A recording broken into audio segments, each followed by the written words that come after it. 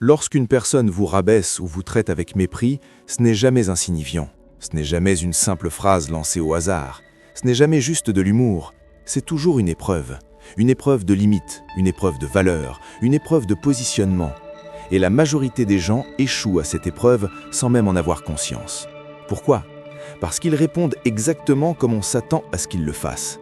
Ils se défendent, ils expliquent, ils se justifient, ils s'énervent, ou pire encore, ils cherchent l'approbation. Mais la réalité est simple. Plus vous tentez de prouver votre valeur à quelqu'un qui vous méprise, plus vous lui montrez que son jugement a de l'importance pour vous. Et à partir de cet instant, l'équilibre est déjà rompu. Ce que vous allez découvrir ici n'a rien à voir avec la revanche, rien à voir avec la brutalité, rien à voir avec l'humiliation. Il s'agit d'un degré supérieur de maîtrise, un niveau où vous cessez d'alimenter ceux qui vous veulent du mal jusqu'à ce qu'ils s'épuisent seuls. Oui, il est possible de neutraliser un adversaire sans l'affronter, de l'affaiblir sans l'attaquer, de lui faire regretter sans jamais se compromettre. Et c'est exactement ce que permettent ces 6 principes. Restez attentifs, car certains vont à l'encontre de vos réflexes naturels. Ils s'opposent à ce que l'ego réclame.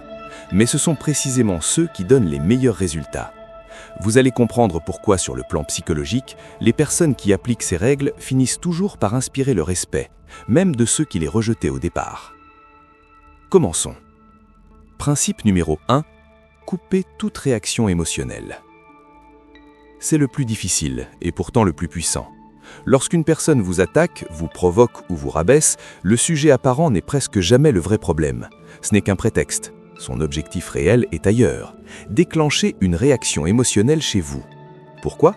Parce qu'une réaction visible lui donne un ascendant. Dès que vous vous emportez, que vous vous expliquez ou que vous perdez votre calme, vous envoyez un signal clair, même s'il est silencieux. Ce que tu dis m'atteint. Et à partir de là, l'autre sait exactement où appuyer. Il comprend qu'il peut vous déstabiliser, vous sortir de votre centre, vous manipuler émotionnellement. C'est pour cela que certaines personnes provoquent sans relâche, non pas parce qu'elles ont raison, mais parce qu'elles obtiennent une réaction. Le vrai problème n'est pas ce qu'elles disent, mais l'effet que vous leur offrez. Réagir avec émotion, c'est entrer sur leur terrain, accepter leurs règles, jouer leur jeu, et c'est toujours perdant. À l'inverse, le calme crée un déséquilibre profond. Quand vous ne répondez pas, quand vous restez posé, ancré, silencieux, vous installez un vide. Et l'esprit humain supporte mal le vide. Celui qui provoque s'attend à une explosion, une défense, une justification. Lorsqu'il n'obtient rien, le doute s'installe. Pourquoi il ne réagit pas ? Est-ce que ça ne lui fait vraiment rien ? Est-ce que je perds mon influence ? Et ce doute marque le début de la perte de pouvoir. Le calme silencieux n'est pas une faiblesse, c'est une preuve de maîtrise. Dans de nombreuses traditions psychologiques et philosophiques, rester maître de soi face à l'attaque est considéré comme la forme la plus élevée de force intérieure.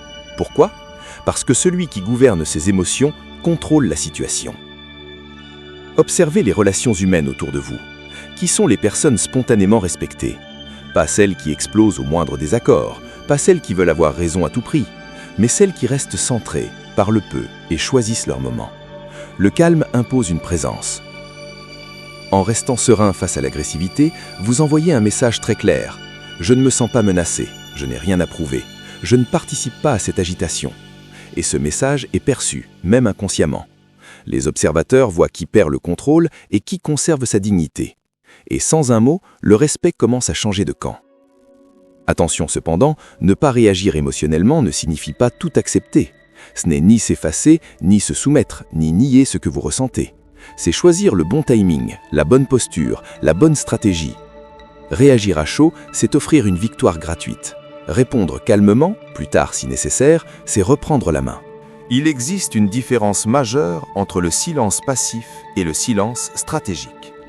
Le silence stratégique dit « je te vois, je t'entends, mais tu ne contrôles pas mon état intérieur ». Et ce type de silence rend fou ceux qui cherchent à dominer, car ils se retrouvent seuls, sans réponse, sans miroir émotionnel, sans récompense. Ils élèvent la voix, insistent, provoquent davantage. Et plus ils s'agitent, plus ils se dévoilent. La dynamique s'inverse alors totalement. Celui qui voulait vous déstabiliser commence à perdre la face. Celui qui voulait vous faire douter commence à douter de lui-même. Et vous restez stable. Ce contrôle émotionnel protège aussi votre énergie. Chaque réaction coûte. Chaque colère, chaque justification vous épuise. En restant calme, vous préservez votre clarté et votre force intérieure. On peut ne pas aimer quelqu'un, mais on respecte toujours quelqu'un qui se maîtrise. Si vous ne retenez qu'une seule chose, faites-en une règle. Ne confiez jamais votre pouvoir émotionnel à quelqu'un qui cherche à vous atteindre. Dès que vous cessez de réagir, de nombreux conflits s'éteignent d'eux-mêmes. Non parce que l'autre change, mais parce que vous cessez d'alimenter le feu. Et sans carburant, un feu meurt toujours. Et ce n'est que la première étape. Principe numéro 2, arrêtez de se justifier. La justification est l'une des erreurs psychologiques les plus coûteuses. Lorsqu'on vous attaque ou vous critique, l'instinct pousse à expliquer, à se défendre, à prouver que l'autre a tort. Pourtant, une vérité dérangeante s'impose. Se justifier face à quelqu'un qui vous méprise ne vous élève jamais. Cela vous place automatiquement en dessous. Pourquoi ? Parce que la justification transmet un message implicite. Ton jugement est suffisamment important pour que je doive me défendre. Et ce message est immédiatement compris. Une personne mal intentionnée ne cherche pas la vérité, mais une faille. Plus vous expliquez, plus elle a de matière pour vous attaquer. La justification alimente le conflit au lieu de le résoudre. Les personnes solides, celles qui inspirent naturellement le respect, ne passent pas leur temps à se défendre. Elles savent que leur valeur ne dépend pas du regard extérieur. Elles laissent parler, observent et n'interviennent que lorsque cela sert leur position. Refuser de se justifier n'est ni de l'arrogance ni de la fermeture. C'est du centrage. Et ce centrage déstabilise profondément un adversaire, car il se retrouve face à quelqu'un qui ne cherche pas à convaincre, qui ne se débat pas, qui ne joue pas selon ses règles. Rapidement, le doute s'installe et le respect change de camp. Principe numéro 3. Avancez sans bruit. Peu de choses perturbent autant un ennemi que votre progression tranquille. Pas vos discours, pas vos promesses, vos résultats. Celui qui vous méprise se nourrit souvent de l'idée que vous n'irez nulle part, que vous échouerez, que son jugement est juste. La réussite silencieuse détruit lentement ce récit. Une réussite sobre, constante, visible par les faits, pas par les mots.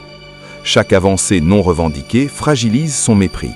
Il ne peut plus vous réduire à ce qu'il disait de vous, et ce conflit intérieur le ronge. Les réussites les plus puissantes sont celles qu'on constate sans qu'elles soient annoncées. Elles agissent comme un miroir, renvoyant à l'autre ses propres limites. C'est ainsi que certains ennemis deviennent soudainement discrets, distants, voire respectueux. Ils comprennent, même inconsciemment, qu'ils se sont trompés, et cette réalisation est douloureuse. Réussir en silence, c'est laisser les faits parler, et les faits sont irréfutables. Principe numéro 4. Devenir imprévisible. Rien ne trouble plus une personne mal intentionnée que l'imprévisibilité. Lorsqu'elle pense vous connaître, elle se sent en contrôle. L'imprévisibilité brise ce contrôle. Si vous êtes toujours gentil, on vous exploite. Toujours silencieux, on vous provoque. Toujours disponible, on vous utilise. Mais lorsque vos réactions cessent d'être automatiques, l'autre perd ses repères. L'imprévisibilité consciente ne signifie pas l'instabilité. Elle signifie que vous n'êtes plus programmable. Vous choisissez quand agir, quand parler, quand vous retirer. Et dans toute dynamique de pouvoir, celui qu'on ne peut anticiper a l'avantage. Principe numéro 5. Cessez de vouloir être aimé. Le respect ne naît pas de la sympathie, mais de la cohérence intérieure. Chercher à être aimé pousse à des concessions invisibles. Et chaque concession devient une invitation au manque de respect. Les personnes toxiques détectent immédiatement le besoin d'approbation. Ne plus chercher à être aimé, ce n'est pas devenir froid, mais aligné. Quand vos choix sont guidés par vos valeurs plutôt que par la peur de déplaire, votre posture change et le message devient clair, je me respecte. On respecte rarement ceux qui veulent plaire, mais toujours ceux qui se respectent eux-mêmes. Principe numéro 6. Laissez le temps agir. C'est le plus contre-intuitif et le plus puissant, le temps. Si vous restez stable et cohérent, le temps travaille pour vous. Les personnes impulsives finissent par se dévoiler. Les manipulateurs s'épuisent. Pendant ce temps, vous construisez. Un jour, sans bruit, les rôles s'inversent. Ceux qui vous méprisaient cherchent votre validation. Ceux qui vous attaquaient réécrivent l'histoire. Le temps révèle toujours qui était solide et qui faisait simplement du bruit. Neutraliser ses ennemis sans combattre, c'est leur retirer tout pouvoir sur vous. Et à ce stade, le respect ne se demande plus, il s'impose.